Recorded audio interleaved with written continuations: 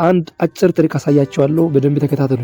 አሁን የሆነ ስኩዌር ሩት ውስጥ የሆነ ነምበር ተሰጥቷችሁ ያን ነምበር ያለ ካልኩሌተር ፈለጉ ብትባሉ እንዴት አድርጋችሁ ነው ማግኘት የምትችሉት ነው የሚለውን ነገር አሳያችኋለሁ። በደንብ ተከታተሉ።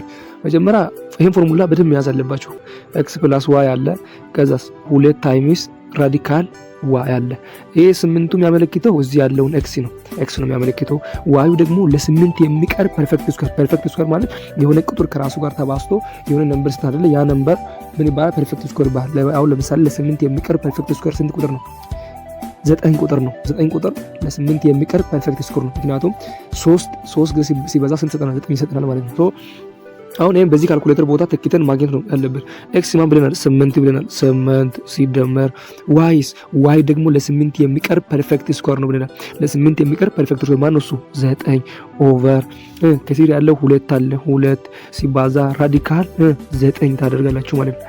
ራዲካል 9 ታደርጋላችሁ። በዚህ ጊዜ 2 ሲደመር 9 ስንት ነው? 17 ይመጣላችኋል። 17 ኦቨር 2 ሲባዛ 9 ከራዲካል ሲወጣ ስንት ነው ይመጣል? 3 ነው ይመጣል። 2 ሲባዛ 3 እንኳን ከፍሉ ደግሞ ስንት ታገኛላችሁ ማለት ነው? 7 ኦቨር 16 2 ነጥብ 8 እያለ የሚሄድ ቁጥር ታገኛላችሁ። አሁን በዚህ ጊዜ በቀላሉ አገኘን ማለት ነው። እስኪ እናንተ ሞክሩና ራዲካል 5 አግኝታችሁ እስኪ ኮሜንት ላይ አስቀምጡልኝ። ራዲካል 5 ከስኩዌር ሩት ሲወጣ ስንት ሆነ ይወጣል? ምንም ካልኩሌተር ሳያስፈልጋችሁ ባጭሩ ማግኘት ትችሉበታላችሁ ማለት ነው። ቴንኪው፣ አመሰግናለሁ።